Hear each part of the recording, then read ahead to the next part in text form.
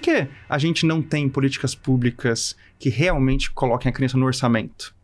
Essa é uma demanda que a Olana faz lá em Brasília, nos estados, municípios, governantes, vamos colocar a criança em primeiro lugar? Você está falando uma coisa, Pedro, porque isso é uma falha de todos os governos que já tiveram no Brasil. Não adianta fazer essa coisa de jogar a conta para lá, joga para cá. Foi aqui, o meu não tá foi, nenhum governo foi efetivo em fazer isso. E isso tem reflexos, né? Com certeza. No orçamento, se a gente pega o histórico do orçamento destinado a políticas públicas de crianças e adolescentes no país, infelizmente não reflete a importância que a gente está conversando aqui. Se é o período mais importante da existência, infância é isso, a neurociência mostra isso.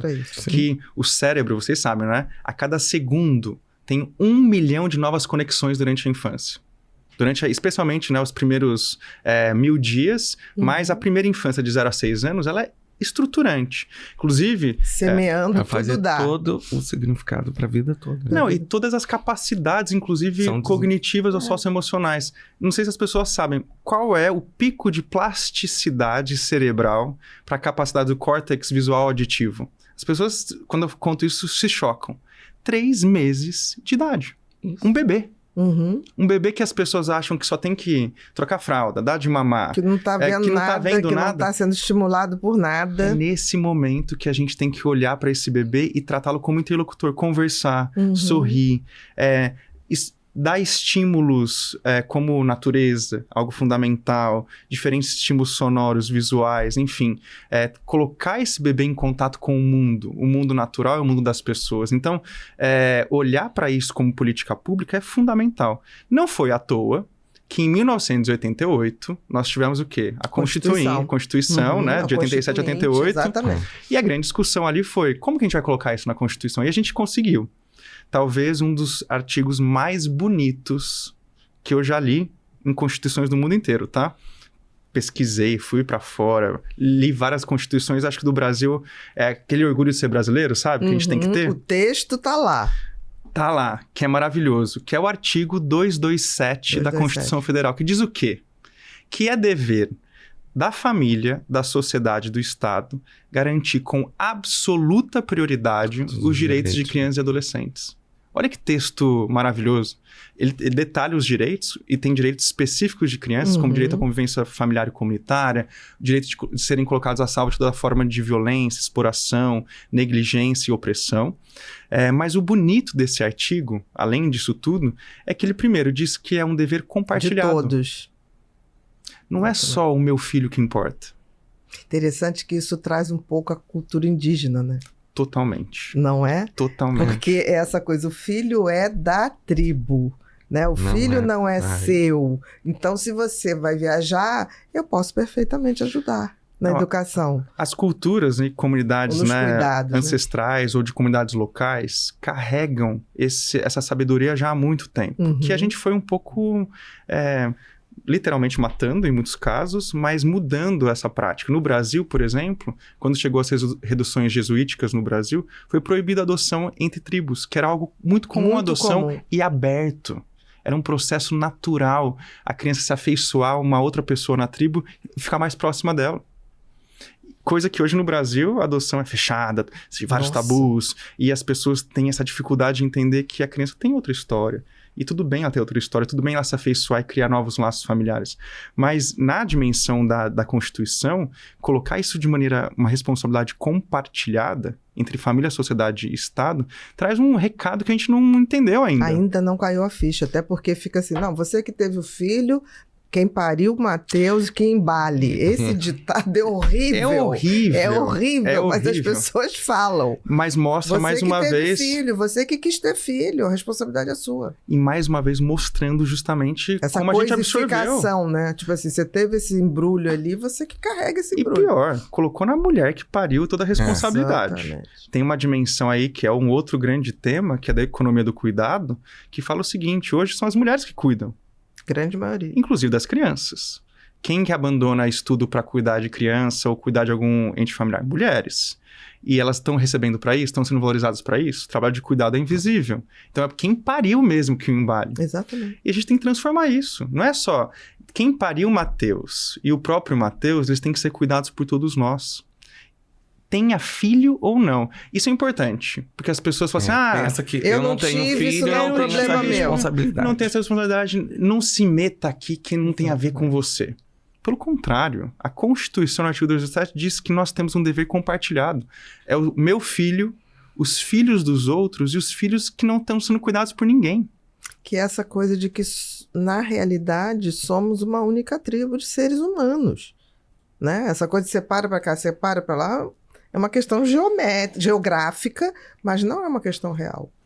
E mais do que isso, mais do que uma grande tribo com suas diversidades, eu acho que a gente precisa se entender como elementos de solidariedade, não só na nossa espécie, como para outras espécies. E aí que é uma grande virada. Eu até estava brincando, né, com vocês que hoje eu me considero não só advogado... Olha que beleza, gente. Não, isso, olha, eu brinco que todo mundo tem que ter na cabeceira da cama. Essa aqui é a explicação do artigo, né? Depois a gente pode abrir o artigo inteiro na Constituição, que é um grande mapa. Se a gente quiser ser uma sociedade rica de verdade, praticar. Colocar isso na cabeceira, colocar as crianças no centro. Não é que elas vão virar reis, né? Muita gente confunde isso. Quando fala colocar a criança no centro, achar que a criança vai mandar e tem que botar limites, a criança tem muito direito. Não é sobre isso que a gente está falando. O que a gente está falando é que colocar as pessoas mais vulneráveis, que têm outras formas de olhar para o mundo, nesse centro de preocupação, vai melhor para todo mundo. Um exemplo claro disso, sabe qual que é? Calçada. Se a gente construir uma calçada boa para uma criança andar, ou para uma mãe e um pai empurrar um carrinho, ela não vai ser uma calçada melhor para todo mundo? Todo mundo. Todo mundo vai se beneficiar disso. Se a gente construir um bairro que vai ter um parque, vai ter uma escola perto, vai ter, enfim, crianças brincando na rua. Saúde. Vegetação. Vai ser melhor para todo mundo? Vai. Por quê? Menos violência. Gente, criança brincando na rua é sinal de saúde da cidade. Criança, a gente brinca no Alana, e quando eu falo brinco, é que eu uso sempre brincadeira no sentido mais grave que existe, que é brincar é bom. Né? Nós não somos homo sapiens, nós somos homo ludens. Quem disse isso foi o sociólogo Huizinga, maravilhoso. Nós somos homo ludens. E quando eu falo, eu brinco, porque eu tô querendo falar de coisa séria.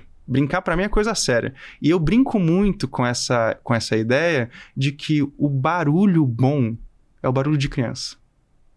Brincando, até gritando um pouco, interagindo na vida.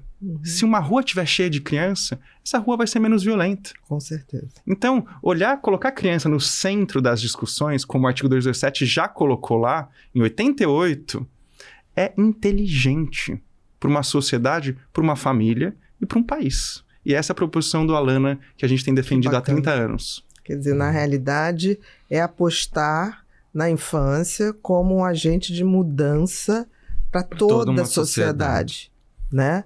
Em qualquer lugar. É a estratégia de desenvolvimento. Quem gosta de economia, que gosta de transformar tudo em economia, leia... Dá lucro. Dá lucro. O Prêmio Nobel de Economia, James Heckman, Prêmio Nobel de Economia, gente, daí vai discutir lá com ele. Disse que é mais vantajoso para o desenvolvimento econômico você investir na primeira infância, porque os retornos são maiores de qualquer poupança. A cada $1 investido, você tem de 8 a 10 dólares de retorno. Para quem gosta, né? O pessoal da economia, para quem gosta de... 10 dólares. É isso. Investido. Eu invisto $1 na primeira infância, eu recebo como retorno social 8 a 10 dólares. Nossa. Não existe poupança, não existe investimento que traga isso.